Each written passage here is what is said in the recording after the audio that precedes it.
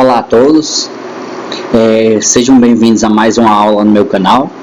Eu sou o professor Rafael Stedley. Desde já eu agradeço a visualização e o acesso de vocês. Gostaria de pedir para vocês deixarem um like, compartilharem esse vídeo, que é muito importante, não só com os colegas de vocês, mas com qualquer pessoa que se interesse por esse assunto. Ative as notificações, porque sempre eu vou estar colocando vídeos novos, explanações, resoluções de questões. Esse vídeo aqui, essa aula, eu resolvi falar porque, assim, eu sou uma pessoa simpatizante da astronomia. Eu fiz monografia em astronomia e pratico astronomia de forma amadora. Assim, como posso dizer, eu tenho alguns equipamentos astronômicos, mas eu não sou astrônomo profissional. Então, praticamente, o nome da aula é gravitação, em termos de conteúdo, mas eu gostaria de falar para vocês um pouco de astronomia, né? A astronomia, ela é basicamente a primeira ciência que nós, seres humanos, como homens, desde a época das cavernas, nós entendemos ou conhecemos. Os chineses, eles já davam algumas classificações para alguns movimentos, como, por exemplo, eclipses, movimento da Lua, o movimento do Sol e o movimento das estrelas, né?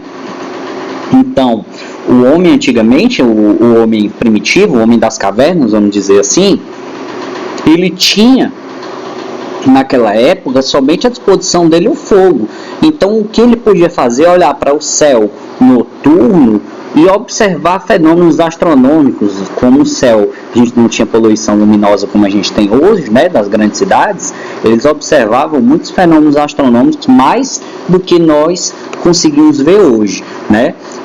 A astronomia, ela é de grande importância. Lembrando, gente, que eu estou resumindo aqui, porque eu vou partir essa aula em vários vídeos, né? Essa aqui é a parte 1.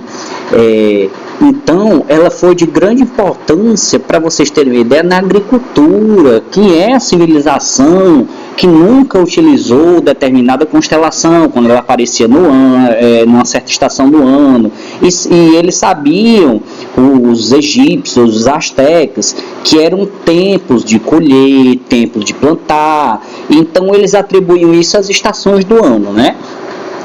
Basicamente, os primeiros passos da astronomia com relação à classificação, inclusive a nomenclatura de algumas constelações e planetas, foram dados pelos gregos, ok?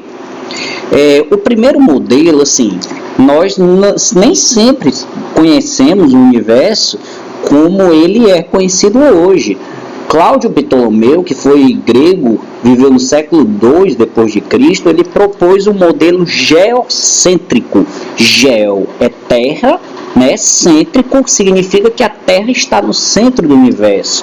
Ele teve essa publicação aí desse livro. Ele dizia o seguinte, ó: é muito comum hoje você perceber que ainda existem pessoas que até para uma pessoa com conhecimento, é fácil você perceber que você está relativamente parado, porque você não sente o movimento de rotação da Terra e observa todos os astros girando ao seu redor. Então foi isso que ele propôs. A Terra está no centro do universo e ao seu redor você tem aí a esfera da órbita lunar, a órbita de Vênus.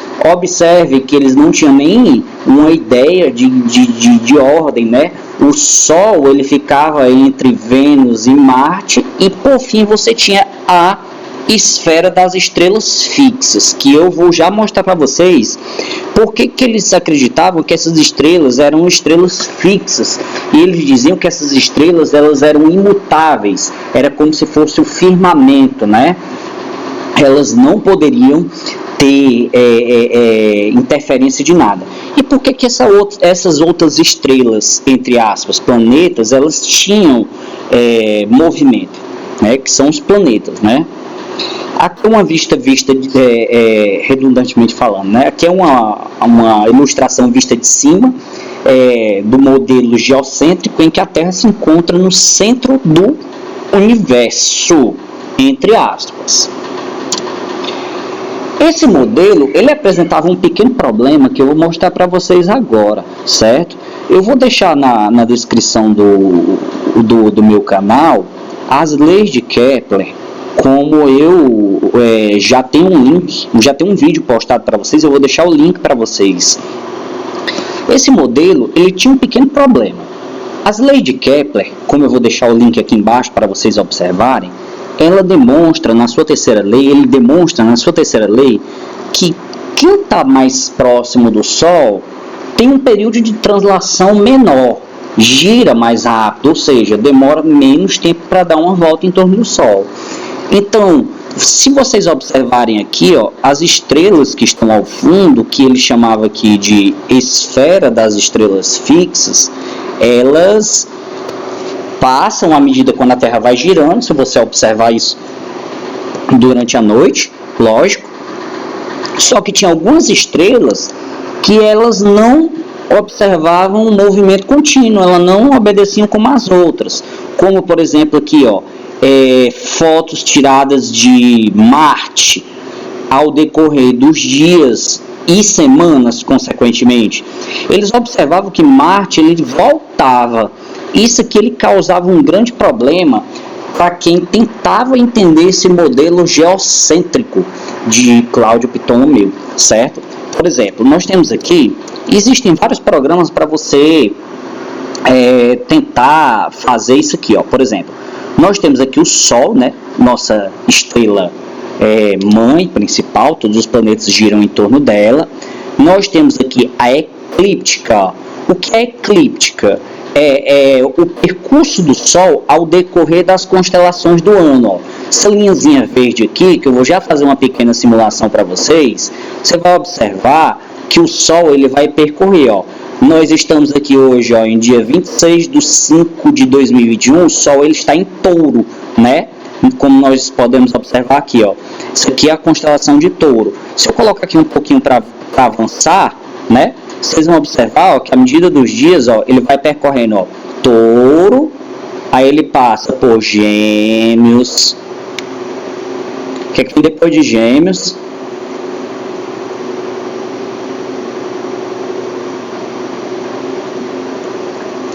Câncer, Leão. Então, isso aqui representa, gente, as nossas constelações do zodíaco, certo? Por isso que nós temos as 12 constelações, que elas percorrem a eclíptica, certo? É o percurso que o Sol percorre ao decorrer do ano, ao longo dessas 12 constelações. Mas vamos voltar aqui, eu quero me concentrar com vocês nesse planetinha aqui, Esse planetinha aqui, Júpiter. Eu vou traçar com vocês a órbita dele ao longo dos dias, para vocês observarem, As estrelas elas vão passando, deixa eu só dar uma voltadazinha aqui, certo? Esse planeta aqui, Júpiter, ele vai, a Lua vai passando, você pode observar, vendo aqui, Só que ao decorrer dos dias, ele começa a voltar, ao decorrer das semanas, à medida quando a Lua e os outros astros vão passando, Você tem aqui Vênus. Depois eu explico por quê. Vênus ele está mais próximo da Terra, é mais próximo do Sol do que a Terra. Então lógico que ele acompanha o movimento, mas Júpiter ele tem esse pequeno problema. Todos os planetas que eles estão mais distantes da Terra do que o Sol, eles aparentam esse movimento retrógrado aqui, como eu posso mostrar para vocês nessa apresentação. Mas se você observar aqui, na verdade é porque não é Marte, aqui é a órbita de Marte, né? Não é Marte que está voltando, é a Terra que ela está indo mais rápida e na verdade você tem a impressão de enxergar Marte voltando conforme essas fotos sequenciadas aqui ao longo da semana, ao longo de dias, no céu noturno, ok? Lógico que esse aqui é um programa otimizado, e ele mostra exatamente a simulação em tempo real, certo? Você tem vários programas gratuitos que você pode baixar e fazer essas simulações, ok? E aqui nós temos um outro modelo que apareceu entre o século XV e XVI, proposto por esse cientista polonês, astrônomo e matemático chamado Nicolau Copérnico. Ele publicou aí A Revolução dos Orbes Celestes e ele propunha um movimento hélio, que vem de Sol, né, do Deus Sol, do Deus Sol romano, né, hélio, cêntrico. O Sol está no centro do universo. Então aqui você já tinha uma pequena noção do que era o sistema solar. Aqui a gente ainda encontra as esferas das estrelas fixas ao longo das órbitas, né, dos planetas. E aqui eu não considero eu nem lembro se realmente Saturno ele já tinha sido descoberto. Mas aqui você tinha basicamente o Sol era o centro do universo. Essa corrente, né, vocês podem observar aqui cronologicamente que século XV e XVI ainda era, principalmente aqui no 1543, era a data que estavam iniciando o que vocês estudaram a história? As grandes navegações. E aqui, gente, é onde vem a seguinte questão. A astronomia, como ciência, ela não tem espaço para egoísmo, certo? A astronomia, ela é a astronomia do jeito que é, independente do pensamento que você tem. Agora, as grandes navegações, elas surgiram para provar algumas coisas, como grandes navegadores como Cristóvão Colombo, Américo Vespúcio, Pedro Álvares Cabral, Rafael Cortés, espanhol. Então, alguns deles tentaram provar que a Terra não era, ela não tinha um fim, a Terra não era, como é que eu posso dizer, ela não era quadrada, vamos dizer assim, né? Então, vocês podem observar que esse período aqui ainda é um período de grande repressão das ideias científicas, porque o iluminismo ele só vai surgir lá no século XVII, né? Final do século XVI, século XVII, e aí é onde você tem o advento e a evolução das ideias científicas e o estabelecimento delas, e consequentemente as ideias tomam seus devidos lugares, certo? Dos modelos que nós conhecemos hoje. Esse modelo, apesar dele ser um modelo que nós conhecemos, o Sol ele se encontra no centro do universo. Veja que eu sempre estou colocando aqui o universo entre aspas, porque eu vou falar posteriormente que nem o Sol ele se encontra no centro do universo. Você pode observar que ainda ocorreu alguns problemas. Então, para isso, eles propuseram alguns modelos, como o modelo de epiciclo e equante. O que seria o epiciclo e o equante? Por exemplo, o movimento retrógrado dos planetas, como eu mostrei lá no programa para vocês, e mostrei aqui em algumas fotos, algumas ilustrações, ele não foi resolvido com o modelo heliocêntrico. Então, Nicolau Copérnico ele propunha que os planetas eles não giravam em torno de sua órbita, mas eles giravam em torno de um ponto comum que girava nessa órbita em torno do Sol. Amenizou a situação? Claro que amenizou, mas não resolveu, ok?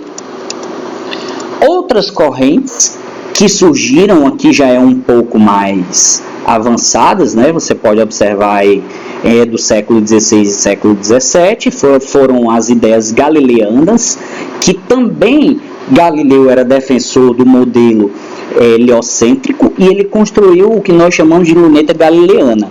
A luneta ela já era utilizada, gente, para as grandes navegações, para observar se tinha embarcações ou terra à vista. Mas aí Galileu foi o primeiro a apontá-la para o céu. Inclusive ele descobriu que as quatro principais luas de Júpiter, Ganimedes, Io, Calisto e Europa, eram apenas luas como a nossa lua que giravam em torno de Júpiter. Então Júpiter era nada mais nada menos do que um planeta como a nossa Terra que girava em torno do Sol. Então aí ele sofreu grande resistência daquela época, né? Eu não estou falando aqui criticando a Igreja Católica, eu estou falando de um contexto, de um determinado tempo que ocorreu da Inquisição, antes do advento do Iluminismo, em que ele foi condenado à prisão domiciliar e ele omitiu essas ideias, ele desmentiu para viver o resto da vida em casa. Essa aqui é a luneta real dela que está em exposição, a luneta real dele, essa luneta, ela está em exposição lá em um museu na Itália, ok? Então, a partir daqui, eu deixo vocês com a primeira parte do nosso conceito, dos nossos conceitos e evolução dos modelos astronômicos, e aí eu posteriormente publicarei a segunda parte desse vídeo, falando das leis de Kepler e um pouco mais das questões astronômicas, certo? A astronomia é uma ciência muito linda. Eu deixo vocês aí, eu peço novamente que vocês deem um like, qualquer coisa estarei sempre à disposição. Compartilhe esse vídeo, gente, e um abraço a todos. Não se esqueça de se inscreverem no canal.